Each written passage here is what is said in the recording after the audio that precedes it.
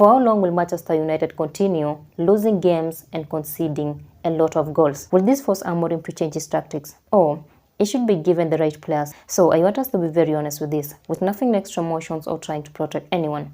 What is really happening with this Manchester United team?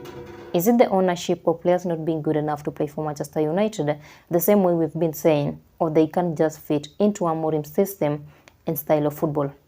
I want us to stick on these players not being good enough to play for Manchester United. How can someone be at Manchester United forever? How can someone sign for Manchester United, then all of a sudden is not good enough to play for Manchester United? A few days ago, we knew these players are getting everything right. Amorim's first game, many fans knew Manchester United are now getting a structure which was never there before in their team. A few days later again, Manchester United are so much all over the place and they're showing no improvement in their games. There is no improvement in Manchester United games.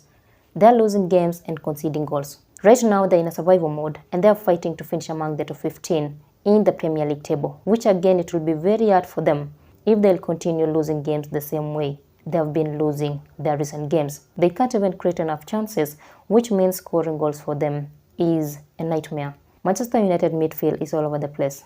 Very slow and bad decision making. They can't even balance their team or control their games. No one player is struggling at Manchester United, but the whole team is all over the place. Do mean 90% of these players came to Manchester United, yet they were not good enough to play for this team. Who are we going to be blaming?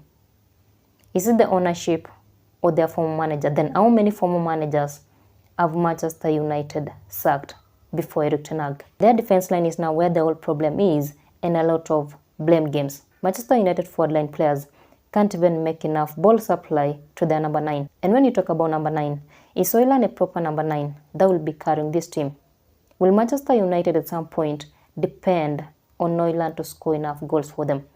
I know they have Zagzi and Rashford and they have been playing in that position, but there is a lot of rumors around Zagzi and Rashford and they might end up leaving the team, which means Højlund will be the number 9.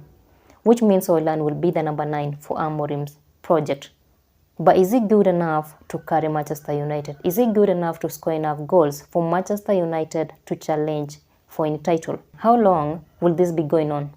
For how long will Manchester United continue losing games and conceding a lot of goals? We have to be ready for the worst scenario. What if these players will not fit into Amorim's new style of football, which requires a lot of pressing, something which was never there before around Manchester United, which might take long for these players for sure to start buying what Amorim is trying to sell to them? Will this force Amorim to change his tactics? Or it should be given the right players who can easily buy and fit into this new idea?